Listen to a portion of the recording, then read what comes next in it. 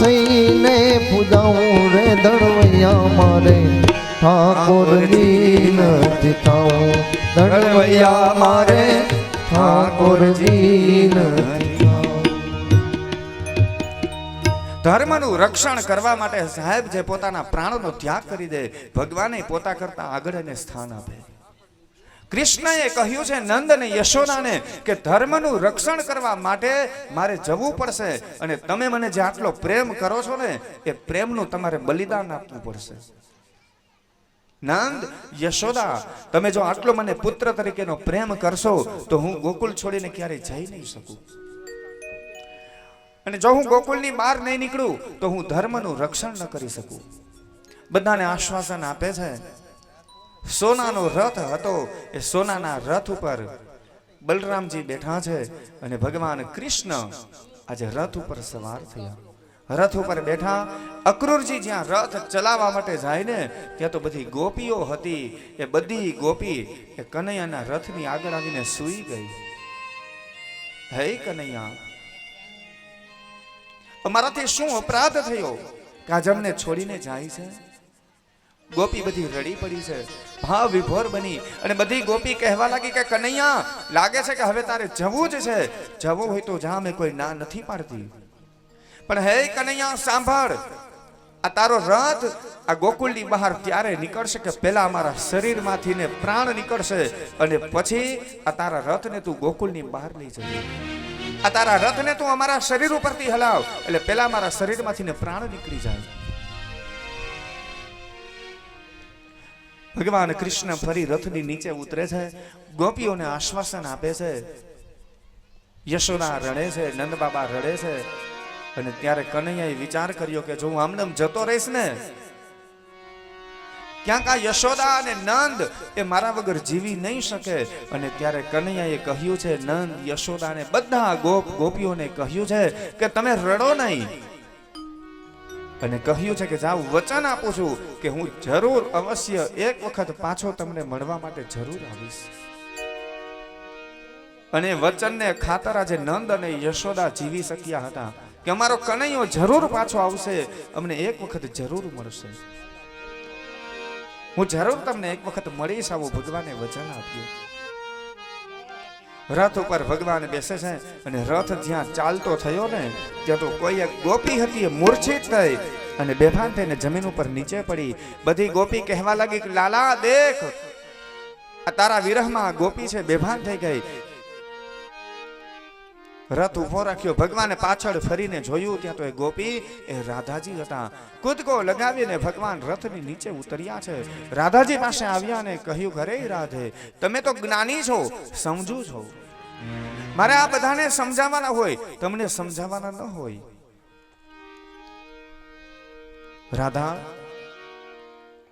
ભગવાન કૃષ્ણે પોતાના કમરની અંદર જે બંસી હતી ને એ બંસી કાઢી અને રાધાને આપી છે કે લે રાધા, આ બંસી હું તને મારી યાદગીરીમાં આપું છું, જ્યારે જ્યારે તને મારી યાદ આવે ને ત્યારે તું આ બંસીને જોઈ લેજે, હું તારાથી ક્યાંય દૂર નથી જાતો, હું બિલકુલ તારી પાસે છું, કારણ કે હવે મારે આ બંસીની જરૂર નહીં પડે, કારણ કે હું હવે મથુરા જઈશ। આ તો ગોકુળમાં હતો એટલે બંસી વગાડતો અને દોડીને મારી રાધા આવતી, ત્યાં મથુરામાં હવે મારી રાધા ક્યાં આવશે?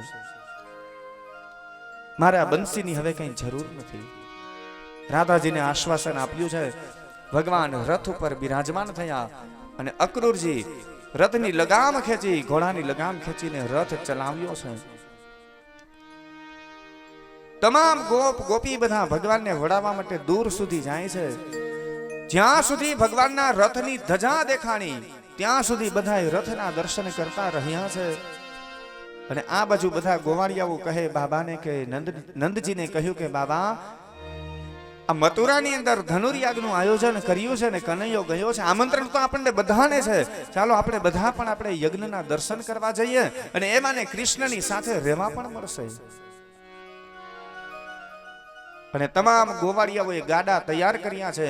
નંદ બાબા તમામ ગોવાળિયાઓની સાથે એ પણ આજે મથુરા તરફ રવાના થયા ધનુર્યાગના દર્શન કરવા માટે. અને આ બાજુ અક્રૂરજી ભગવાન પરમાત્માનો રથ લઈ અને આગળ આગળ જતા હતા. યમુનાજીનો કિનારો આવે છે અને એ સમયે અક્રૂરજી વિચાર કરે છે કે હું બાળકોને લઈ આવેલો તો છું, પણ ખરેખર શું આ બાળકો આ કંસને મારી શકશે?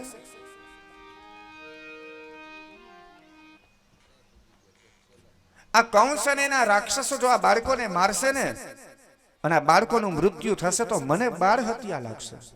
મનમાં આવી ચિંતાઓ છે અક્રૂરને. એમાં યમુનાજીનો કિનારો આવે છે અને યમુનાજીના કિનારે રથ ઊભો રાખે છે. અક્રૂરજી કહે છે ભગવાનને કે પ્રભુ હું યમુનાજીમાં જરા સ્નાન કરી લઉં. ભગવાન રથ ઉપર બિરાજમાન છે. અક્રૂરજી છે યમુનાજીની અંદર જાય છે અને એમાં સ્નાન કરવા માટે જઈને ડૂબકી લગાવે અને જ્યાં ડૂબકી લગાવી અને ભગવાને અક્રૂરજીને માયા બતાવી. શું થયું કે અક્રૂરજી જ્યાં ડૂબકી લગાવે છે તેનો આખા વૈકુંઠના દર્શન થયા. વૈકુંઠના સિંહાસન ઉપર ભગવાન પરમાત્મા જે કૃષ્ણ બાળ સ્વરૂપે છે એ જ કૃષ્ણ વૈકુંઠના સિંહાસન ઉપર બેઠા છે અને તમામ સ્વર્ગના દેવતાઓ ભગવાનની આરતી ઉતારે છે કે જય જગદીશ હરે સ્વામી જય જગદીશ હરે ભક્તજનો કે સંકટ દાસ જનો के संकट क्षण में दूर करे. ओम जय जगदीश हरे. સ્વર્ગના તમામ દેવતાઓ આરતી કરે. અક્રૂરજી વિચાર કરે કે અરે અહીંયા ભગવાન છે, આ કનૈયો અહીંયા છે તો ઓલા રથ ઉપર કોણ છે?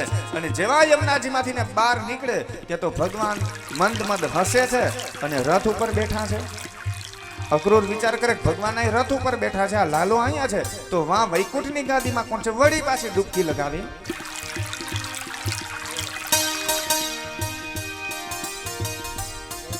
વળી પાછી ડૂબકી લગાવે છે અને જ્યાં ડૂબકી લગાવે ત્યાં ફરી પાછા બધા દેવતાઓ એ ભગવાન પરમાત્માની આરતી ઉતારે છે.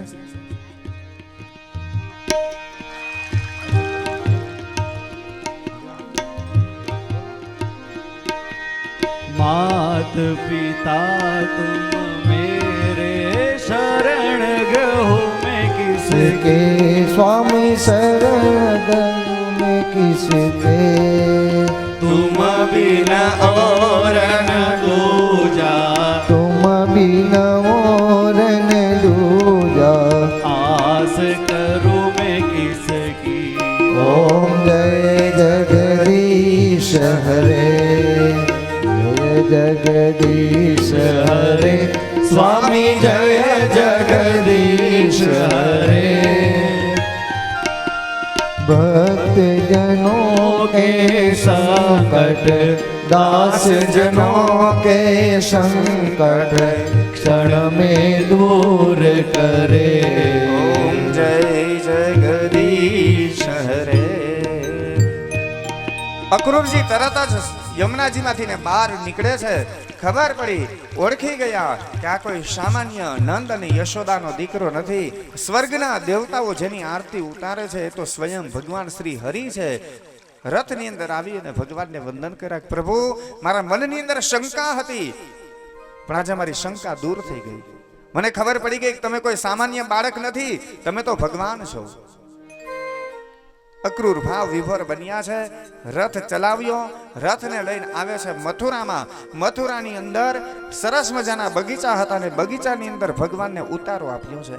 બગીચાની અંદર ભગવાનને ત્યાં રાખવામાં આવ્યા છે. અક્રૂર જાય છે કંસ પાસે અને કંસને જઈ અને સમાચાર આપ્યા કે કંસ, મને જે કામ તમે સોંપેલું હતું એ કાર્ય પરિપૂર્ણ થયું છે. ગોકુલમાંથી હું નંદ અને યશોદાના પુત્ર કૃષ્ણને બલરામને મારી સાથે લઈ આવ્યો છું. મથુરાના બગીચાની અંદર મેં એમને ઉતારો આપ્યો છે. જે તમારો કાળ છે વાસુદેવ અને દેવકીનું 8મું સંતાન અહીંયા આવી ચૂક્યું છે. અક્રૂર જતા રહ્યા. કંસને આનંદ થયો. વિચાર કરે છે કે હવે કોણ બચાવી શકશે આ કૃષ્ણને મારાથી.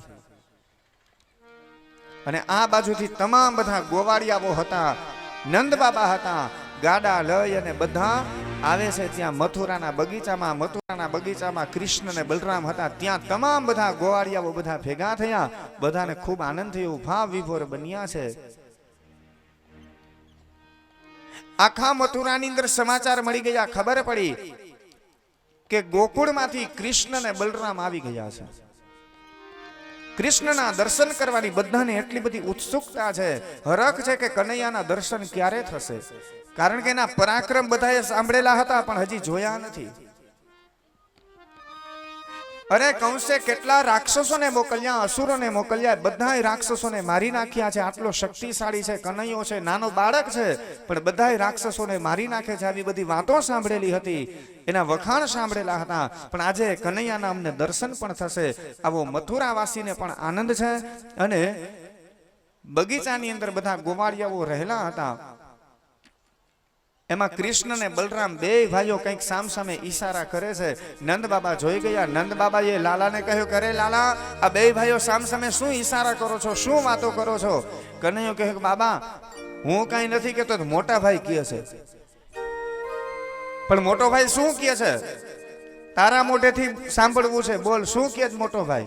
કનૈયાએ કહ્યું કે મોટો ભાઈ એમ કહે છે કે લાલા, આપણે આવડા મોટા થયા, કોઈ દિવસ આપણે મથુરામાં આવ્યા નથી, આપણે ગામડામાં જ મોટા થયા છીએ. પેલા મથુરા નગરની અંદર આવ્યા છીએ, તો એક કામ કરીએ તો આપણે નગર જોવા જઈએ. તો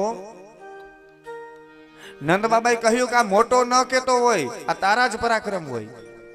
એ બાબા હું મોટો કે નાનો કે એમાં શું, પણ તમે આજ્ઞા આપો તો અમે જઈએ. નંદ બાબાએ કહ્યું ક્યાંય જવું નથી, કાઢવા જેવા નથી તમે. આ કાંઈ આપણું ગોકુળ નથી. આપણા ગોકુળની અંદર તમે તોફાન કરો ને તો એ હાલે. આ તો કંસનું નગર છે.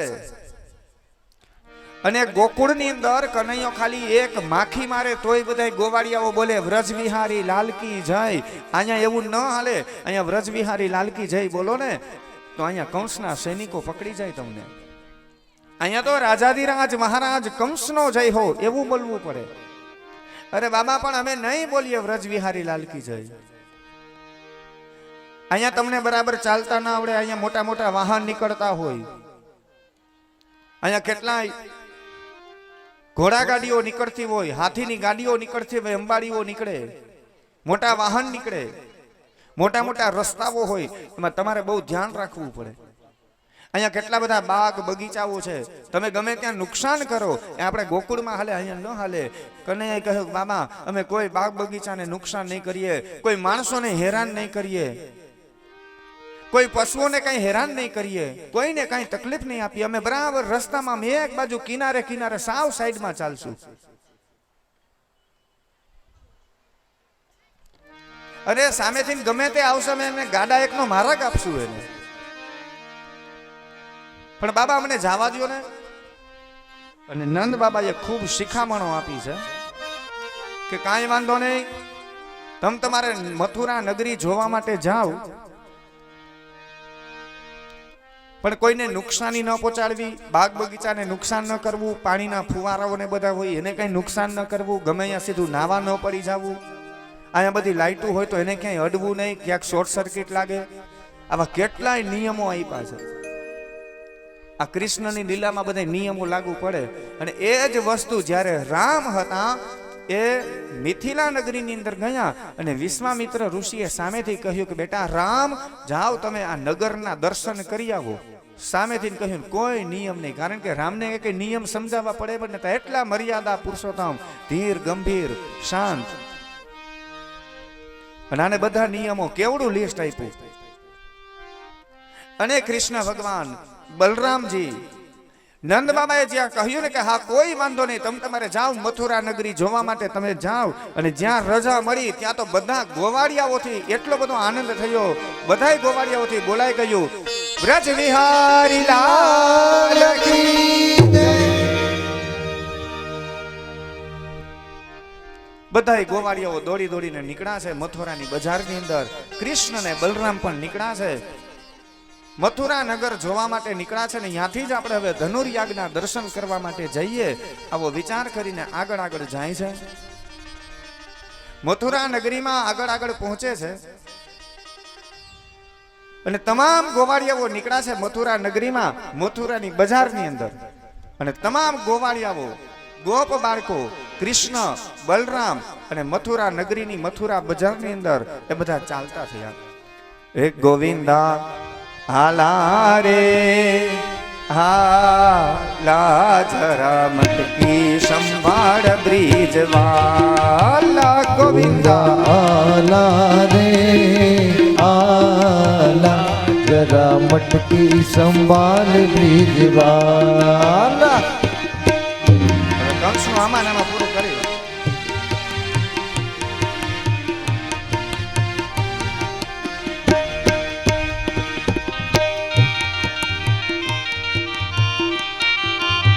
તમામ ગોપ બાળકો બધા નીકળ્યા, મથુરા નગરમાં આગળ આગળ જાય છે. સુંદર મજાનું નગર છે, મોટા વાહનો જોવે છે, બાગ બગીચાઓ જોવે, અને જ્યાં સરસ મજાના કાંઈ ડેકોરેશન વાળી વસ્તુઓ જોવે, ગોવાળિયાઓ એટલા ભાવ વિભોર બની જાય, જય જયકાર કૈરાર કરે. વ્રજ વિહારી લાલ કી જય. मथुरा की गलियों की ओर निकलानंद किशोर.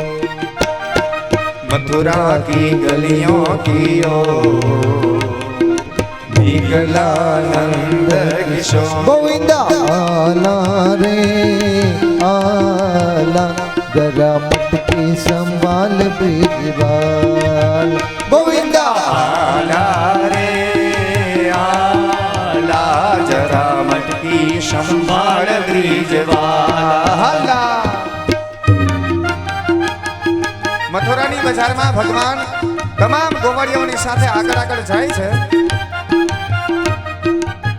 એમાં ભગવાને વિચાર કર્યો કે આપણે ધનુર યાગમાં જવાનું છે, મામાની ઘરે પ્રસંગ છે, અને આપણે ઉતાવળમાં નીકળી તો ગયા, પણ આ થોડા કપડાં બહુ છે ને મેલા પહેરેલા છે, અને મામાની ઘરે પ્રસંગ હોય ને આપણે આવા મેલા કપડામાં જઈએ ને સારું ન લાગે. હવે અહીંયા કપડાની જો કઈ દુકાન મળી જાય તો કામ થાય કઈ.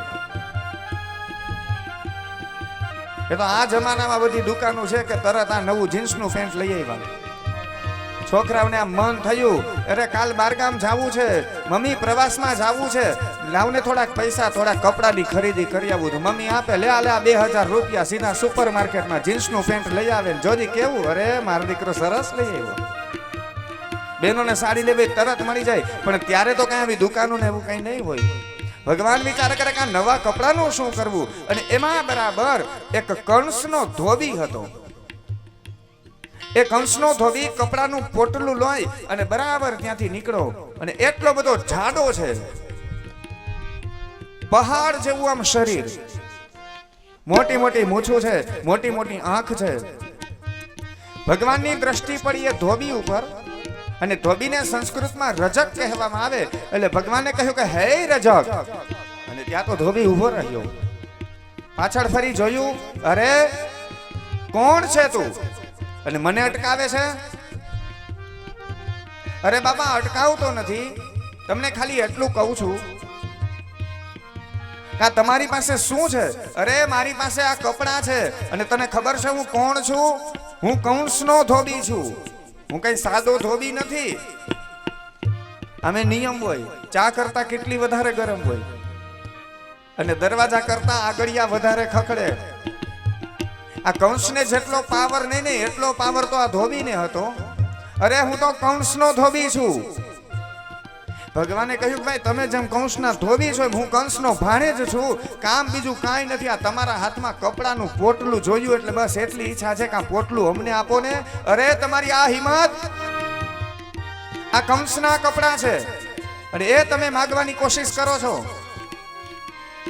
આમ ત્યાં બંને વચ્ચે વાદ વિવાદ થયા. ભગવાને મોટા ભાઈ સામે જોઈને કહ્યું, મોટા ભાઈ લાગે છે કે હવે આ સમજે એમ નથી, અને હવે આપણે આમે જે કામ કરવા માટે આવ્યા છીએ તો પછી અહીંથી ને ગણપતિ બેસાડી દેવા છે, મુહૂર્ત કરી દઉં. તો મોટા ભાઈ કહ્યું તો પછી હવે શ્રીફળ વધેરી જ નાખ, બીજું શું. અને ભગવાને ત્યારે ગડગડતી દોટ મૂકીને એક મુષ્ટિકાનો જ્યાં પ્રહાર કરે, અને મુષ્ટિકાનો જ્યાં પ્રહાર કર્યો ત્યાં તો જે ધોબી હતો એ ધોબીના ધડ ને મસ્તક બે થઈ ગયા સીધા અલગ. ધડ મસ્તક અલગ થયા, બધાએ જય જયકાર કર્યો. વૃંદાવન વિહારી લાલ કી જય. ધોબીનું માથું હતું એ ઉડી અને સીધું ગયું લાખા બાવળના પાદરમાં. બરાબર એક વેપારી દુકાનમાંથી કંઈક જોખવા માટે જાય ત્યાં તો સીધું છાબડામાં ઓય મારી કરી દુકાનની બહાર. ગામના માણસો બધા થયા ભેગા. કાં તો ગજબ થયો. બધાને ખબર પડી ગઈ કે આ કનૈયો આવી ગયો છે અને આ જેમ ધોબીને ઉડાડી દીધો, હવે આ કંસનું પૂરું કરશે તો હવે આપણે કોની હારે રહેવું છે? કંસને સાથ આપવો છે, કૃષ્ણને સાથ આપવો? બધા માણસોએ નક્કી કર્યું કે એક કામ કરી આપણે કૃષ્ણના પક્ષમાં ભળી જાય. આમે હવે કંસનું પૂરું થવાનું એ પાકું છે. પણ જો અત્યારથી કૃષ્ણને ટેકો આપશું તો ક્યાંક કંસ આપણને બધાને મારી નાખશે. એટલે વેપારી બધા હોશિયાર બહુ હોય. ઘરે જઈને એના પત્નીને કહી દીધું કે હમણાં કનૈયો અહીંયાથી નીકળે ને એટલે બધા તમે એને ફૂલથી વધાવજો, ચોખાથી વધાવી લેજો ને એની આરતી ઉતારજો. એટલે આપણે બધા એને ટેકો આપી દીધો કહેવાય અને કંસને ખબર પણ ન પડે અને આપણને કૃષ્ણના દર્શનનો લાભો પણ મળી જાય. તો ભગવાને ધોબીનો વધ કર્યો છે. કપડા હતા એ બધા ભગવાને લઈ લીધા. કપડા બધા લીધા અને કપડા કંસના કપડાના બધા ગોવાળિયા તો નાનકડા હતા, ઓલો કંસ તો પહાડ જેવો. કપડા બહુ મોટા થાય છે. વિચાર કર્યો કરે હવે શું કરવું? આ કઈક માપના થાય તો બરાબર થાય. બધા ગોવાળિયા કપડા હાથમાં લીધા ને કપડા હાથની અંદર લઈને આગળ આગળ ત્યાં ચાલતા. ગોવિંદા આલા રે આલા જરા કી સંભાળ બ્રિજ વાલા. ગોવિંદા આલા રે આલા જરા મટકી સંભાળ બ્રિજ વાલા. અરે 1 2 3 4 સંગ 5 6 7 है ग्वाला. अरे 1 2 3 4 संग 5 6 7 है ग्वाला. गोविंदा आला रे आला जरा मटकी संभाल ब्रिज वाला. गोविंदा आला रे आला जरा मटकी संभाल ब्रिज वाला. मथुरा की गलियों की ओर निकला नंद किशोर. मथुरा की गलियों की ओर निकला नंद किशोर. गोविंदा आला रे आला जरा मटकी संभाल ब्रिज बाल. गोविंदा आला रे आला जरा मटकी संभाल ब्रिज वाला.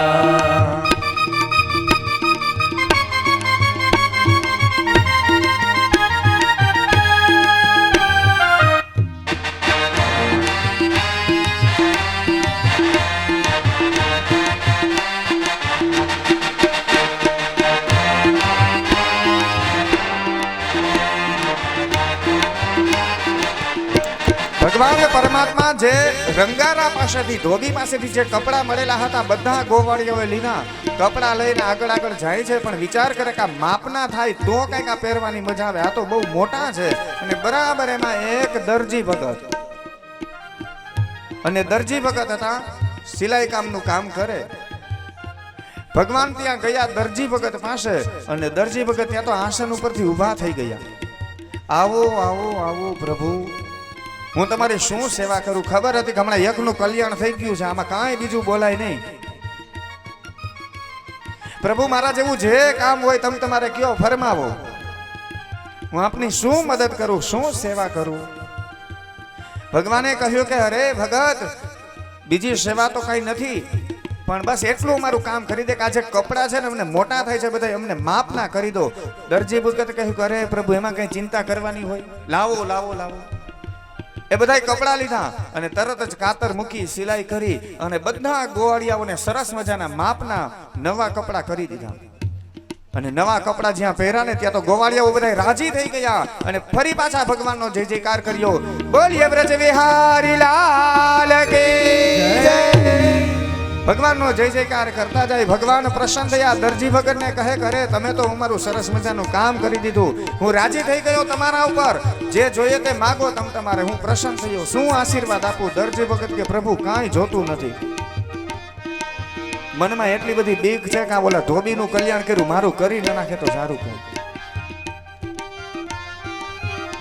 અરે પ્રભુ, અમે દરજી મીઠા બહુ હોય. પછી કપડાની ખરીદી કરવા માટે જાવ, અરે આ કપડું એટલે તમારે એમાં કાંઈ ઘટે નહીં. અને આમ જોવો, આ તમે ગમે એવી ગરમીમાં પહેરશો તમને ગરમી નહીં થાય.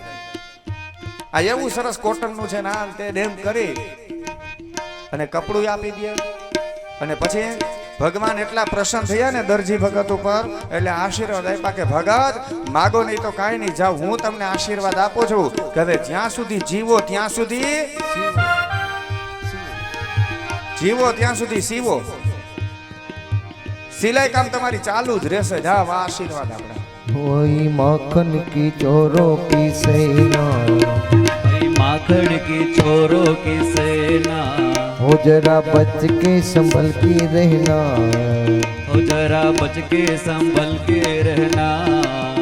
बड़ी नटखट है फौज कहीं आई जो मौज, बड़ी नटखट है फौज कहीं आई जो मौज, बड़ी नटखट है फौज कहीं आई जो मौज, बड़ी नटखट है फौज कहीं आई जो मौज. नहीं बच के नहीं बच का आला रे आला, जरा मटकी संभाળ ब्रिज वाला, गोविंद आला रे आला, जरा मटकी संभाળ ब्रिज वाला.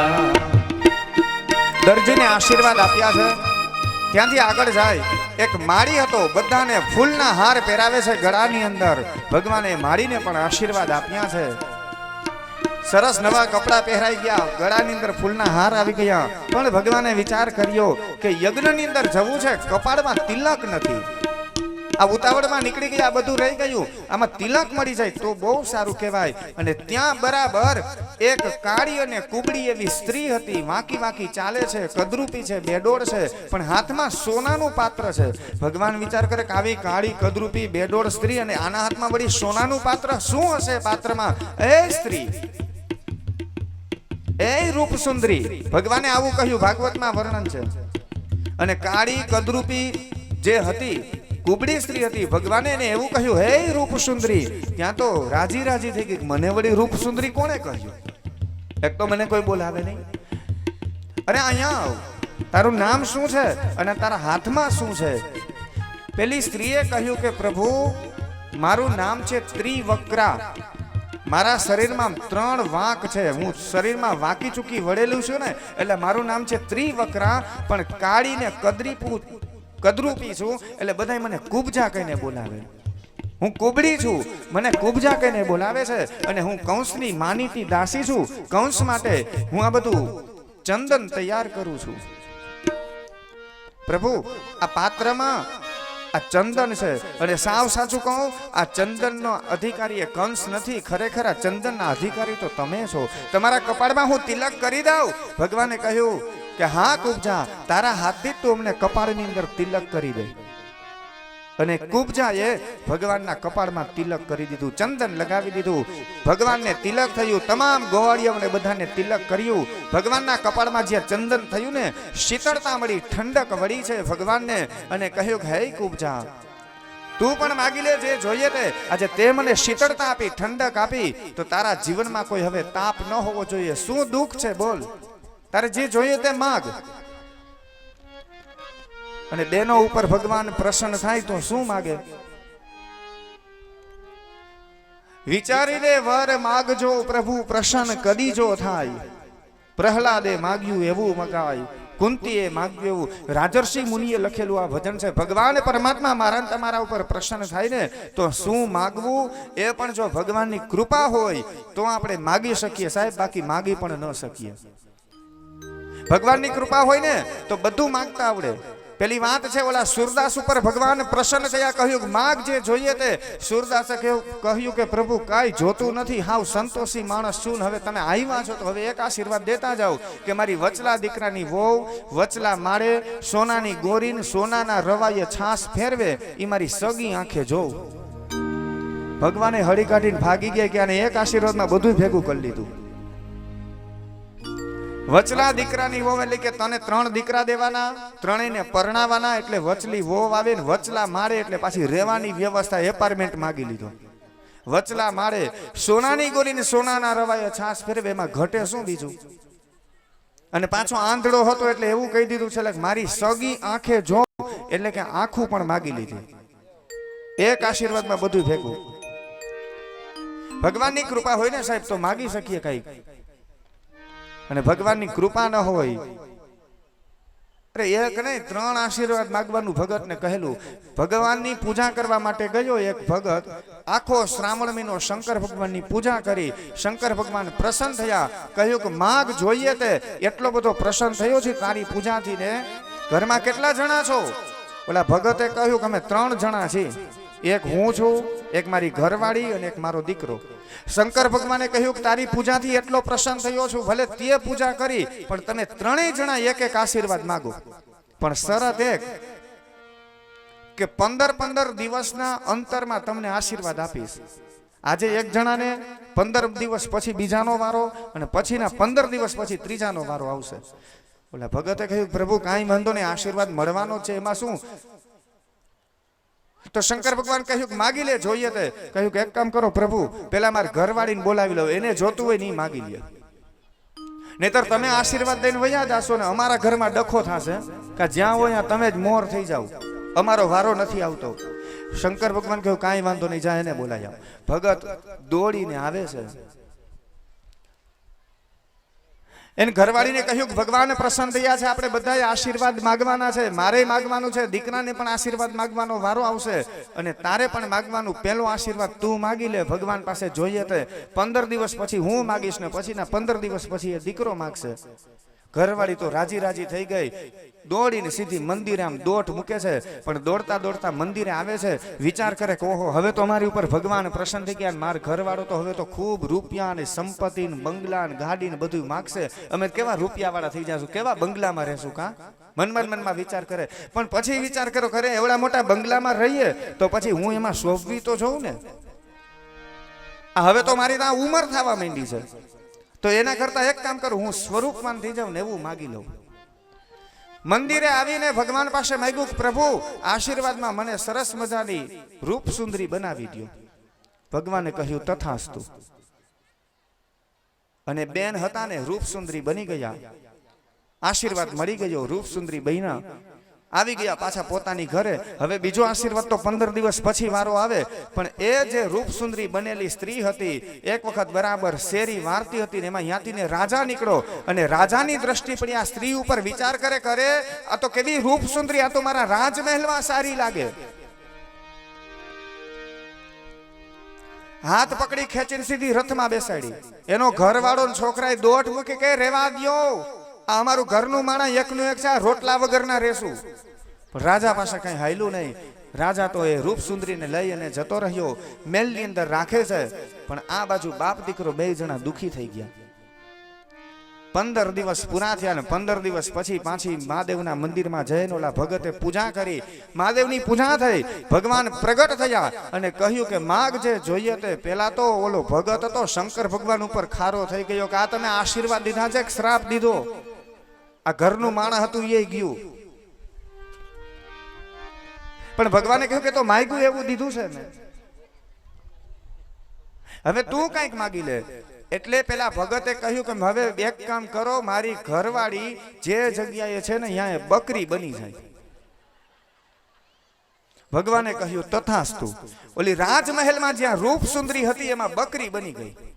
ઓલો રાજા વિચાર કરે કે આ તો કોક શું છે, આ ભૂત પ્રેત છે કે શું? હમણાં તો રૂપ સુંદરી હતી ને બકરી બની ગઈ, અને જલ્દી કાઢો તમે મેલની બહાર. એ મેલની બહાર કાઢી મૂકી, અને બકરી એ નગરમાં બજારોમાં રખડતી ભટકતી આવે છે. જ્યાં પોતાની ઝૂંપડી હતી, એ પોતાનું ઘર હતું ને ત્યાં આવે છે, અને ઘરે આવીને ડેલીમાં મંડી માથા મારવા. ઓલા ભાઈ એના દીકરાને કીધું કે ડેલી ખોલ, આ તારી માં આવી ગઈ. આ બકરી બહેની પણ માથા મારવાની ટેવ નથી ગઈ હજી. આ 2 જણાએ આશીર્વાદ માગી લીધા, ને હવે તો છેલ્લો આશીર્વાદ એક દીકરાએ માગવાનો હતો અને 15 દિવસ પછી પાછા મંદિરની અંદર ગયા, શંકર ભગવાનની પૂજા કરી, ભગવાન ભોળાનાથ પ્રસન્ન થાય છે અને પ્રસન્ન થઈને માગવાનું કહ્યું. ત્યારે ઓલા ભગતે દીકરાને કીધું કે દીકરા, હવે આપણા બધાયનું કંઈક કલ્યાણ થાય ને એવું સારું માગજે, અમારા 2 આશીર્વાદ તો આમને પૂરા થઈ ગયા છે, તું કંઈક સારું માગ. એટલે દીકરાએ ભગવાનને કીધું, પ્રભુ આશીર્વાદમાં બીજું કાંઈ નથી જોતું, મારી માં આ બકરીમાંથી જેવી હતી ને એવી ને એવી પાછી કરી દો. ભગવાને કીધું તથાસ્તુ. 3 આશીર્વાદ માંગવાના હતા, પણ છેલ્લે ક્યાં તો કે હતા યા ને યા પાછા આવીને ઉભા. સાહેબ ભગવાન પ્રસન્ન થાય ને તો માગવું કંઈક એવું. આજે ભગવાન કુબજા ઉપર પ્રસન્ન થયા, કહ્યું માગ તારે જોઈએ તે. અને બેનો શું માગે? કુબજાએ કહ્યું પ્રભુ જોતું કાંઈ નથી, મને સરસ મજાની રૂપાળીને સુંદર બનાવી દો. હું કાળી ને કુબડી છું, કુબજા જેવી છું ને, એટલે મારી સાથે કોઈ બોલતું નથી. ભગવાન કે પણ ખાલી રૂપને શું કરીશ? આમાં 3 તો ઓપરેશન કરવા પડે એમ છે, 3 જગ્યાએ તો વાંકી છો તું, પણ કાંઈ વાંધો નહીં. તે શીતળતા આપી છે, ઠંડક આપી છે ને, તો મારા ભક્તના જીવનમાં કોઈ તાપ ન હોવો જોઈએ. અને ભગવાને શું કર્યું? એ કુબજાની પાસે આવ્યા, ભગવાને પોતાના પગથી કુબજાનો પગ દબાવ્યો. ભગવાન પરમાત્માએ એક જમણો હાથ હતો એ કુબજાની દાઢીની નીચે રાખ્યો અને ડાબો હાથ હતો ને કુબજાની કમર ઉપર રાખ્યો. પગથી પગ દબાવી રાખ્યો અને ભગવાને કમરમાંથી જોરદાર ધક્કો માર્યો ને દાઢીએથી ભગવાને આમ જોરથી અધર ખેંચી, ત્યાં તો સડસડાટ કરતી સીધી થઈ ગઈ કુબજા. 3 જગ્યાએ વાંકી હતી, એમાં સીધી લાકડી જેવી બની ગઈ. એક જ હારે સીધા 3 ઓપરેશન કરી દીધા, પણ કોઈ પાછું આરામ કરવાનું ને એવું કાંઈ નહીં હો, કે હવે 6 મહિના આરામ કરજો ને પછી પાછા વળી તમે ટાંકા છોડાવી જાજો ને પાછું બતાવી જાજો ને એક્સરે કરવાના, આવું કાંઈ નહીં. ત્યાં ને આ બધું રિઝલ્ટ. અને ભગવાન પરમાત્માએ એ કુબજાની અંદર સુંદર રૂપ પધરાવ્યું છે. આ કૃષ્ણ છે, પોતે કાણા છે અને કુબજાને રૂપાળી બનાવી દીધી.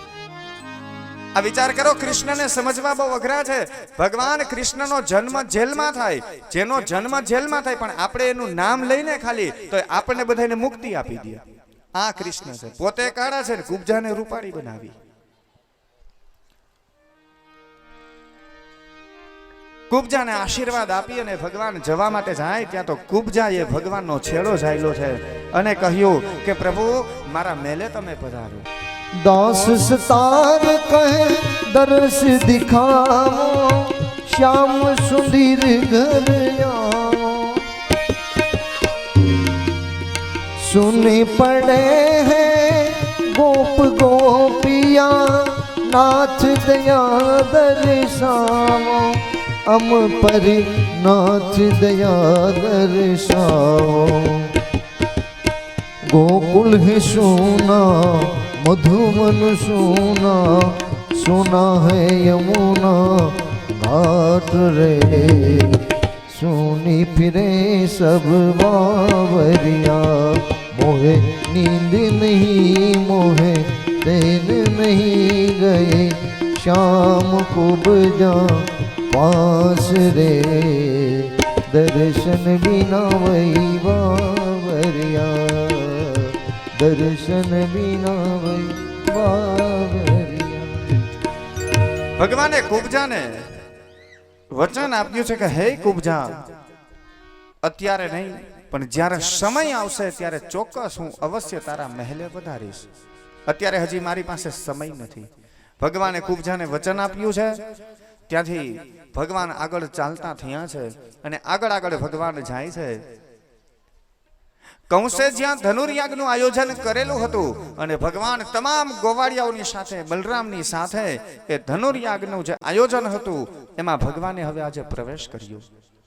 કૃષ્ણએ ધનુર્યાગની અંદર જ્યાં પ્રવેશ કર્યો છે, કૃષ્ણએ જોયું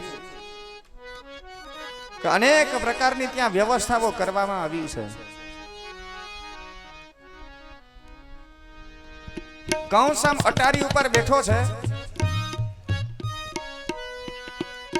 મહેફિલ ચાલુ છે,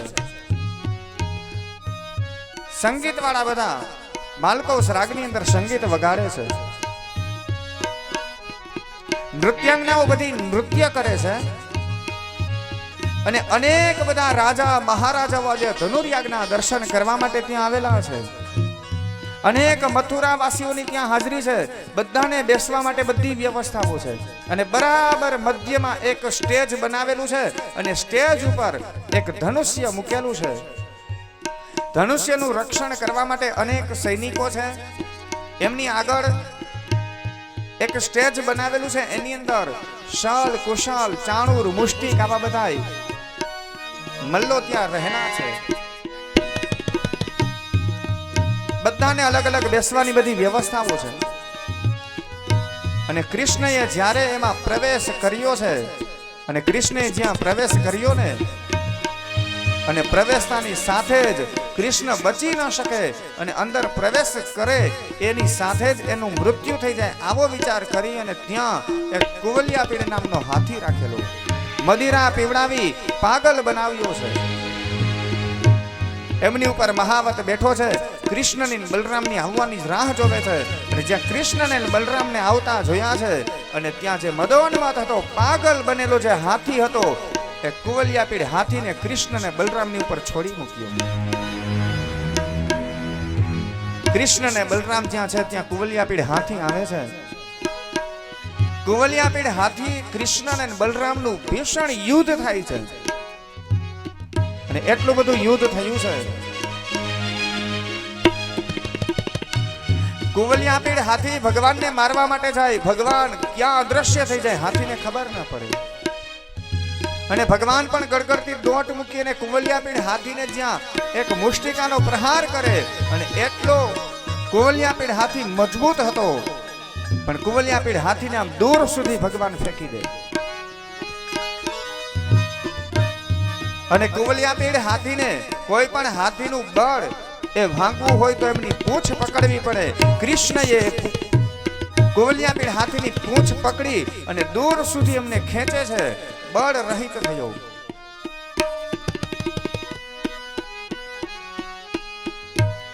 નીચે પડવા લાગ્યો કુવલિયાપીડ હાથી અને જ્યાં નીચે પડ્યો ત્યાં તો સૂંઢ ઊંચી કરી ચિચિયારી કરીને ફરી પાછો ઊભો થયો. અને સામે દૂર કૃષ્ણ અને બલરામ બે ભાઈઓને જોયા. કુવલિયાપીડ હાથી ગડગડતી દોટ મૂકે છે. વિચાર કરે છે કે જે મારા દંતશૂળ છે આ બે ભાઈઓના પેટની અંદર હમણાં એક એક ખૂંચાડી દઉં એટલે બેયનું હમણાં મૃત્યુ. કુવલિયાપીડ હાથી ગડગડતી દોટ મૂકે. બે ભાઈઓ જમીન ઉપર નીચે સૂઈ ગયા. જમીન ઉપર નીચે સૂતા અને હાથી હતો એ દાંત જ્યાં ભગવાનના પેટની અંદર મારવા માટે જાય ત્યાં તો ભગવાન ગુલાટ લગાવીને બેઠા થઈ ગયા. ઊંધી ગુલાટ લગાવી ભેગા થયા અને હાથ હતા એ સીધા ગયા જમીનની અંદર. કુવલિયાપીડ હાથીનો એક દાંત કનૈયાએ ઝાલ્યો છે અને બીજો દાંત બલરામે. અને બે ભાઈઓ એક એક દાંત પકડી ખેંચે છે. ખેંચી અને કુવલિયાપીડ હાથીના દાંત હતા એ મૂળમાંથી કાઢી નાખ્યા. હાથીના જ્યાં દાંત નીકળ્યા કોઈ પર્વત ઉપરથી લોહીની નદી વહેતી હોય આમ લોહીના ફુવારા થયા છે. નદી વહેતી થઈ જાણે. અને બે ભાઈઓ એ દાંત તલવાર જેમ ખંભા ઉપર રાખીને ઉભા અને કુવલિયાપીડ જ્યાં આવે ત્યાં એ જ કુવલિયાપીડ એના દાંતથી કુવલિયાપીડ હાથીને માર્યો છે. મહાવતને માર્યો છે, હાથીને માર્યો છે અને દાંતને ત્યાં ફેંકી દીધા. બે ભાઈઓ ત્યાંથી આગળ જાય છે. શાલ કુશાલ હતા, ચાણૂર મુષ્ટિક હતા. કહેવા લાગ્યા કે હે કનૈયા, હે બલરામ, અમારી સામે યુદ્ધ કર. કનૈયો કે અમે તો બાળકો છીએ, એ નાના નાના છોકરા કહેવાય. અમે તમારી સામે અમે યુદ્ધ ન કરી શકીએ. તમે તો બળવાન છો, મજબૂત છો. કોઈ તમારા જેવા બળવાન હોય એની સામે યુદ્ધ કરો. ચાણૂર મુષ્ટિક કહેવા લાગ્યા કે અમને ખબર છે તું કેવો બાળક છો. અમારી નજર સામે હાથીનું પૂરું કરી નાખ્યું. અમારી સામે યુદ્ધ કર. કૃષ્ણ અને બલરામ બંને સ્ટેજ ઉપર જાય છે. ચાણૂર અને મુષ્ટિકની સાથે મલ્લો હતા, એમની સાથે ખૂબ યુદ્ધ કરે છે. અને યુદ્ધની અંદર ભગવાન પરમાત્મા દોડ મૂકી ચાણૂર અને મુષ્ટિક ઉપર એક મુષ્ટિકાનો પ્રહાર કરે. ત્યાં તો જે બધા મલ્લો હતા એનું પણ પૂરું કર્યું. ચાણૂર મુષ્ટિક શાલ કુશાલ એ બધાને મારી અને ત્યાંથી આગળ જાય અને બરાબર મધ્યમાં જે સ્ટેજ હતું ધનુષ્યનું રક્ષણ કરવા કેટલાય સૈનિકો ઊભા હતા. બધા સૈનિકોને માર્યા છે. અને ભગવાન સીધા સ્ટેજ ઉપર અને સ્ટેજ ઉપર જ્યાં ચડે છે જે ધનુષ્ય કંસે રાખેલું હતું એ ધનુષ્ય ભગવાન ઉપાડવા માટે ગયા, ત્યાં તો ધનુષ્ય સામેથી ભગવાનના હાથની અંદર આવી ગયું. એ ધનુષ્યની પણાછ ચડાવી, એક હાથે ધનુષ્ય પકડ્યું છે કૃષ્ણએ, અને બીજો હાથ ઉપરથી ધનુષ્યનો છેડો પકડીને આમ નીચે જ્યાં નમાવે ત્યાં તો કડાકો થયો, અને કડાકાની સાથે ધનુષ્ય તોડી નાખે છે. અને જેવું ધનુષ્ય તૂટ્યું એટલે હવે બધાને ખબર પડી ગઈ કે આ ધનુર્યા કરનાર કંસ હવે બચી ન શકે. હવે તો આ યજમાનનું મૃત્યુ થાય. અને ત્યાંથી કૃષ્ણએ ચાલવાની શરૂઆત કરી છે. અને બધાએ ત્યારે કૃષ્ણની સામે દ્રષ્ટિ કરી જોયું તો ભગવાન કૃષ્ણ બધાને અલગ અલગ દેખાણા છે. મલ્લાનામ શનિ નૃણામ નરવરહમ સ્ત્રીણામ સ્મરો મૂર્તિમાનામ ગોપાનામ સ્વજનો સતામ ક્ષિતિભુજામ સાષ્ટાંગ સ્મપિત્રોષિષુ. બધાને અલગ અલગ દેખાયા ભગવાન કૃષ્ણ જ્યાં આગળ આગળ ચાલે છે. મલ્લોને પોતાના જેવા બળવાન દેખાયા છે, બાળકોને પોતાનો મિત્ર દેખાયો ભગવાન કૃષ્ણ, યોગીઓને પરમહંસ દેખાયા છે, સ્ત્રીઓને કામદેવ દેખાયા. બધાને અલગ અલગ સ્વરૂપે દેખાયા. અને અટારી ઉપર જ્યાં કંસ બેઠો હતો ને કંસે આમ કૃષ્ણની સામે નજર કરીને ત્યાં કંસને પોતાનો કાળ દેખાણો, કાલે મારો કાળ આવી ગયો. અને કૃષ્ણએ ત્યાંથી ને આગળ ચાલે છે. મોટા ભાઈને કહ્યું બલરામને, મોટા ભાઈ હવે તમારું કામ અહીંયા પૂરું થયું, હવે ઓલા કંસને તો હું એકલો સમજી લઈશ. ગુલાટ લગાવીને જ્યાં અટારી હતી ત્યાં અટારી ઉપર કનૈયો ચડે છે, અને જ્યાં અટારી ઉપર ભગવાન ચડી ગયા અને કૃષ્ણ જ્યાં આવે છે ત્યાં તો બધી નૃત્યાંગના હતી, એ બધી દોડી દોડીને ભાગવા લાગી. અને સંગીત વાળા હતા ને બધા સંગીત જોર જોરથી વગાડવા લાગ્યા, કારણ કે વિચાર કર્યો છે કે આ કનૈયો આવી ગયો છે અને હવે તો કંસનું પૂરું થશે જ. અને જો આ કંસ બીજા કોઈ રાક્ષસને બોલાવશે ને બહારથી તો વળી કનૈયાને તકલીફ પડશે. એટલે કંસનો અવાજ બહાર ન જાય એટલા માટે સંગીત વાળા સંગીત વગાડવા માંડ્યા. કંસે હાથમાં તલવાર લીધી અને તલવાર લઈને જ્યાં કૃષ્ણને મારવા માટે જાય ત્યાં તો લંબ ભુજા કર પ્રકર લ્યો, લાંબો હાથ કરી પકડી તલવાર ખેંચીને ફેંકી દીધી. કૃષ્ણ અને કંસનું ત્યાં યુદ્ધ થવા લાગ્યું, દ્વંદ્વ યુદ્ધ થાય છે, સામસામે બંને જણા લડવા લાગ્યા. અને ઘણા સમય સુધી કૃષ્ણ અને કંસ બંને જણા લડે છે. હાથમાં ગદા લઈને કંસ જ્યાં કૃષ્ણને મારવા માટે જાય ત્યાં તો ગદા હતી હાથમાંથી લઈ અને ફેંકી દીધી. અને કંસને એટલો બધો માર માર્યો છે, શરીર આખું દુખવા લાગ્યું કંસનું. અને કંસ જ્યાં નીચે પડેલો હતો એમાં ભગવાન કૃષ્ણએ કંસના માથાના વાળ પકડ્યા. અને માથાના વાળ પકડી અને આજે કંસને હવે આમ આકાશ માર્ગની અંદર ફેરવ્યો છે, ઘુમાવે છે. કંસ ત્યારે ચીસું પાડવા લાગ્યો કે હે કૃષ્ણ મને છોડી દે, મને ચક્કર આવે છે. ચીસો પાડે છે કંસ, પણ આકાશ માર્ગની અંદર કંસને એવો ઘુમાવે છે અને એટલો બધો ઘુમાવ્યો છે. અને જેમ જેમ કંસને આમ આકાશની અંદર ફેરવે કંસના એક એક પાપ આજે ભગવાનને યાદ આવ્યા કે હે કંસ, હે નરાધમ, હે પાપી, તને કોઈ જીવવાનો હક નથી. મારા માતાને ને પિતાને તે જેલની અંદર પૂર્યા, મારા 6 ભાઈઓને તે નિર્દોષ હતા ને તેમને મારી નાખ્યા. તારા હિસાબે અનેક ગાયોની હત્યા થઈ, સાધુ સંત દુખી થયા, બ્રાહ્મણો દુખી થયા, યજ્ઞ કર્મ તે બંધ કરાવ્યા. તારે કોઈ જીવવાનો અધિકાર નથી. આમ કંસના એક એક પાપાચાર કર્મ આજે કૃષ્ણને યાદ આવવા લાગ્યા. અને એક એક પાપ જ્યાં યાદ આવ્યા ને ત્યારે અંતે ભૂમોપપાતઃ કંસને જમીનમાં નીચે પછાડે. અને જ્યાં નીચે પછાડે ત્યાં ગત પ્રાણ કંસનું મૃત્યુ થયું. આકાશમાંથી શંખ ધ્વનિ થઈ, ફૂલની વૃષ્ટિ થઈ છે, દુંદુભીના નાદ થયા અને બધાએ ભગવાનનો જય જયકાર કર્યો.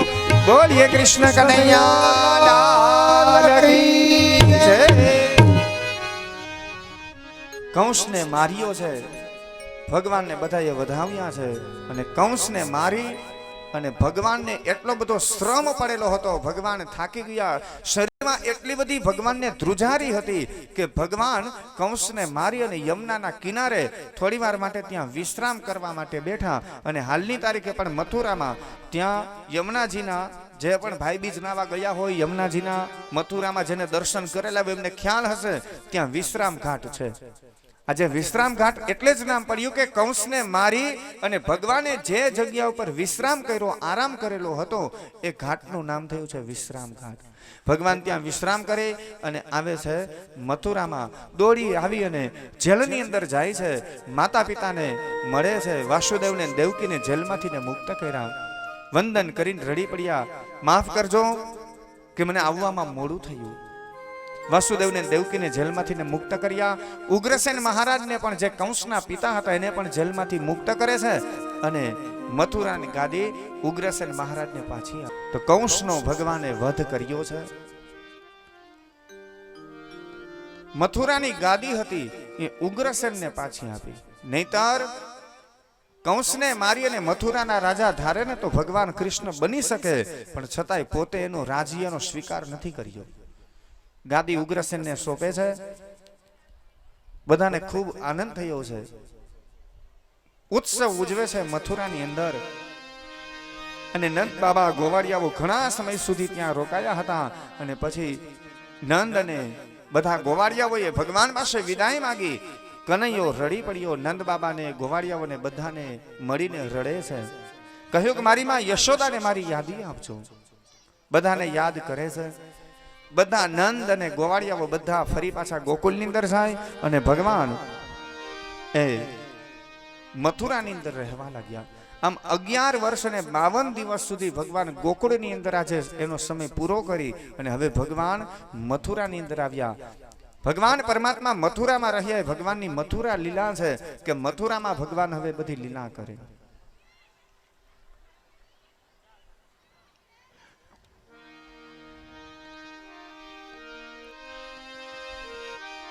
મથુરાની અંદર ભગવાન રહેવા લાગ્યા છે વાસુદેવ દેવકીની સાથે.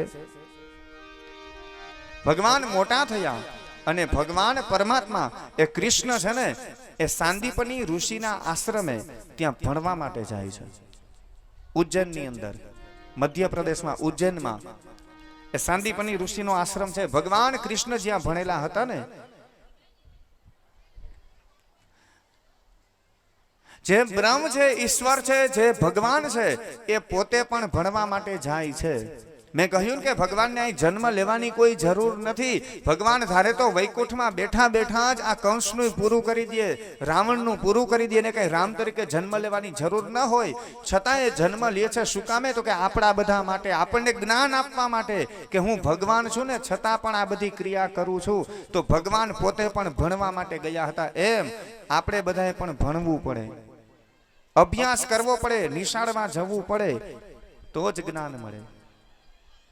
એટલા માટે ખાસ વ્યાસપીઠ ઉપરથી આગ્રહ કે બાળકોને ભણાવજો. ઇંગ્લિશ મીડિયમમાં ન ભણીએ કાંઈ નહીં, ખાલી આપણે ગુજરાતી મીડિયમમાં. અને પાછું ભણવાનું એટલે એવું નહીં કે હવે 5 ધોરણ ભણી લીધું એટલે પૂરું થઈ ગયું, ત્યાંથી પૂરું કરી નાખું, વાંચતા લખતા આવડી ગયું, હિસાબ આવડી ગયો કે આ દૂધના કેટલા પૈસા થાય, એવું નહીં. આ બધામાં તો ભણે. આપણા ચારણ સમાજમાં ખાસ બધાને વિનંતી કે બધા છોકરાઓને હવેની પેઢીને જરૂર, જો કે એની અંદર તો કોઠાહું જ હોય જ. ભણતર કરતા એનામાં ગણતર તો ભગવાને બક્ષિસ આપી જ છે બધાને, પણ ગણતરની હારે એમાંય જો તમારી હારે ભણતર ભણે ને તો તમે ખૂબ આગળ નીકળો. એટલા માટે બાળકોને ખાસ ભણાવવા. ભગવાન પોતે પણ ભણવા માટે ગયેલા હતા. સાંદીપની ઋષિના આશ્રમે વિદ્યાભ્યાસ કરે છે. ત્યાં એક બ્રાહ્મણનો દીકરો હતો સુદામા, એમની સાથેની મિત્રતા થાય છે. વિદ્યાભ્યાસ કરે ને સુદામાની કથા છે, આપણે આવતીકાલે આવશે. સુદામા ચરિત્રની કથા છે, કાલના સત્રમાં છે. અને કાલે બપોરે આપણે ભાગવતની હુંડી છે. 7 દિવસ સુધી કદાચ આપણે આખી ભાગવત કથા ન સાંભળી શકીએ તો ભાગવતની હુંડી સાંભળવાથી આખી ભાગવત કથા સાંભળવાનું ફળ મળી જાય છે. તો કાલે ભાગવતની હુંડી અને પછી કથા વિરામ. અહીંથી જ આપણે દાદાના મંદિરમાં પોથીજી લઈ જવાના છે. વાતે ગાતે અહીંથી પધરાવશું પોથીજી. તો આ રીતના આપણો આ કાર્યક્રમ છે આવતીકાલનો. એમાં પણ બધાએ સમયસર હાજરી આપજો.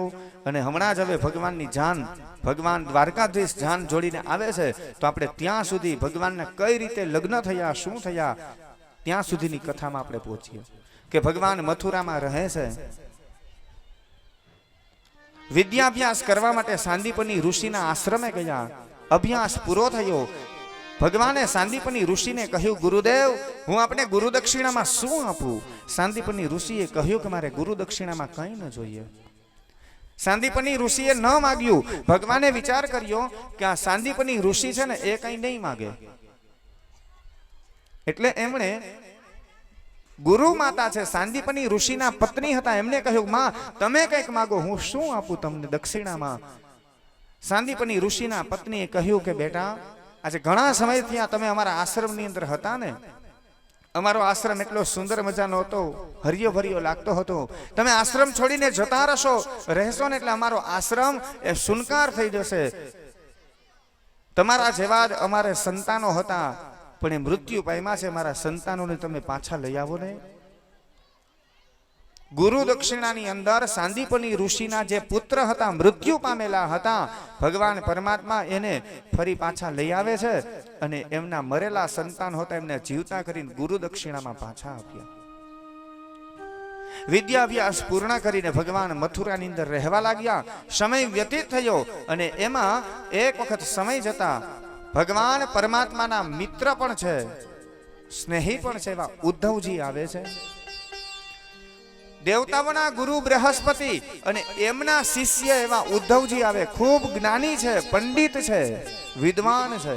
અને ઉદ્ધવજી આવે છે. શિષ્યો બૃહસ્પતિ સાક્ષાત ઉદ્ધવ બુદ્ધિ સત્તમાં બુદ્ધિશાળી છે, જ્ઞાની છે, વિદ્વાન છે, પંડિત છે. અને જ્યારે ઉદ્ધવજી આવ્યા ને બધાને ખૂબ આનંદ થયો. મહેમાન આવ્યા છે, ભાવ વિભોર બન્યા બધા. મહેમાનોના પ્રકાર છે બધા. મહેમાનો ઘણા બધા પ્રકારના બતાવ્યા. કોઈ મહેમાન છે, અમુક મહેમાનનું નામ છે આંગણ રૂંધણ, અમુક મહેમાન છે ચૂલા ફૂકણ, અમુક મહેમાન છે એનું નામ છે ઉલ્કાપાત. મહેમાન ખાલી આવવાના હોય ને સમાચાર મળે ને કે આ મહેમાન આવવાના છે, ત્યાં જ ઉપાધિ ચાલુ થઈ જાય. આ ઉલ્કાપાત. આંગણ રૂંધણ મહેમાન કોને કહેવાય? તો કે મહેમાન આવે અને મહેમાન આવીને આપણે મજાને ઘરમાં ખુરશી રાખી હોય, સોફા રાખેલા હોય, એ બધું મૂકીને કે એ એક કામ કરો, અહીં ફરિયામાં ખુરશી લઈ લ્યો. ફરિયામાં આંગણું રોકીને બેસી જાય. આંગણ રોકીને બેસે એનું નામ છે આંગણ રૂંધણ. પછી એક મહેમાનનું નામ છે ચૂલા ફૂકણ. એ કોણ? તો કે આપણા જે દીકરાના વહુ હોય ને એના માવતરિયા, એના ભાઈ. એ ભાઈ આવે ને એટલે જે બેન હોય ને એના સાસુને સસરાને જય શ્રી કૃષ્ણ કરીને આમ બેસી દે મૂંગે મોઢે. એટલે બેનના સાસુને સસરાને ખબર હોય કે આપણા વહુના ભાઈ છે અને એ બેનને મળવા માંગતા હોય, જલ્દી મારી બેન શું કરતી હશે. એટલે ઓલા પછી સમજી જાય કે તમારે બેનને મળવું છે ને જાવી રસોડામાં, કારણ કે બેન તો પછી વહુ થતી હોય અહીંયા કુટુંબની. એટલે એમ કે જાઓ તમારે બેન તમારે છે ને રસોડામાં છે ને ચા પાણી બનાવે છે, લ્યો મળી લ્યો તમારે. ત્યાં તો ભાઈ હળી કાઢીને સીધો બેન પાસે રસોડામાં, અને બેન સરસ મજાનો એકલા દૂધનો આમ ચા બનાવે. ભાઈ આવ્યો હોય ને એટલે, અરે મારી બેન શું કરસ તું? એ ભાઈ તાર માટે ચા બનાવું છું, જો લે ચૂલો પેટાવું છું. અને બેન છે ને ચૂલો પેટાવતી હોય ને બેનથી સરખો ચૂલો ન પેટાવે ને એટલે ભાઈ કે અરે બેન તું ઉપાધિ કરમાં આગી રે, જો જરાક ધુવાડો વધારે છે, લાવ હું તમારે જો ચૂલો પેટાવી દઉં. આમ કરીને ભાઈ છે ને ચૂલામાં ફૂંક મારીને ચૂલો પેટાવે. એટલે મહેમાનનું નામ થયું ચૂલા ફૂકણ. અને અમુક મહેમાન છે ને એનું નામ છે કરાફાડ. મહેમાન આવવાના હોય ને તો આડોશ પાડોશના કેવું પડે કે જરાક જાગતા સૂજો. કેમ? અમારા ઘર મહેમાન આવે. લે એ તો સારું કહેવાય, મહેમાન આવે તો અમારા ઘર ચા પાણી પીવા માટે લઈ આવજો. અરે નથી લઈ આવાય એવા, એટલે તો કઈ છે જાગતા સૂજો.